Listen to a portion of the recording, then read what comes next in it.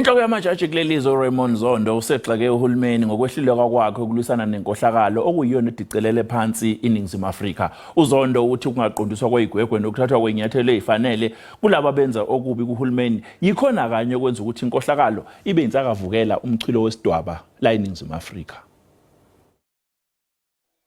Oliver Tambo wayeyinkokheli enyanisekileyo enobuntu kwanethembekileyo. Chief Justice Raymond Zondo uchaze uTambo njengenkokheli engumzekelo. Uthi ezizikhoyo inkokheli azifani noTambo kuba azinasazela yaye azinyanisekanga. Some of them want to make sure that they eat first and their families eat first. UZondo ukwagxeke umgangatho ophansi kwicandelo lezemfundo. Oliver Tambo would have been very unhappy that there are hundreds of thousands of black learners in this country who attend schools which have got no libraries, who attend schools made of mud, and who attend schools in rural areas that still have pit toilets. UZondo umemelele urhulumente ukuba akhusele abo bachaza urhwaphilizo nobuqhophololo. Nguluba balotata kwindaba ze-SABC eDikeni. Okwaba umengameli waseRussia usexwayise ngokuthi imizamo yokufuna ukugunyaza incwadi yokubopha umengameli uVladimir Putin kuzoba ukususa impi. Inkantolo yamacala obugebengu emhlabeni i-International Criminal Court isola uPutin ngesenzo sakhe sokuthi kushaqwe izingane ezisencane ezingxenyeni zezwe lase-Ukraine lapho izwe laseRussia selidle khona ezinye zezinda zezwe. Inkantolo yamazwe omhlaba imfuna phakathi ejele umengameli waseRussia uVladimir Putin. ElaseRussia lithukuthele liyaveva.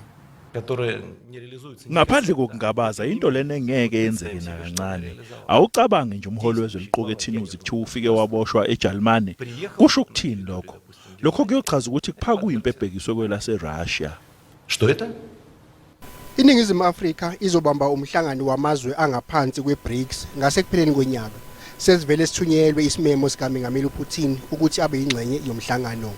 Many countries which should sign on are not members of it, and we had hoped other forms of warrants would be issued by the ICC because there are many countries and leaders who have practiced very serious abuses in situations of conflict, but they remain unscathed in terms of the ICC. And this is a worrying aspect that we've raised previously. South Africa will have to look at existing provisions of our legislation.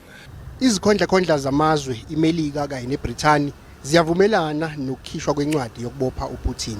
This is a historic moment in the conflict in Ukraine. The International Criminal Court, which operates independently, has issued an indictment for President Putin and the Children's Commissioner for appalling crimes against children. And whilst they operate independently, it's really important the international community support them and give them the tools to do the job. IDA yesifundazweni Western Cape sibhalele uMalusi Boy obeyilungu lekomiti lemele ezokuhlaliswa kwabantu incwadi ukuthi abeke izathu zakhe zokuthi kungani kungamele amiswe eqenjeni. Ngesonto ledlula imeya seKapa imemezele ukumisa kwayo uMalusi Boy ngokusheshsha ngemuva kokubamba umhlangano namaphoyisa. And on this basis, I have decided to remove Councillor Malusi Boy from his position on the mayoral committee responsible for human settlements with immediate effect.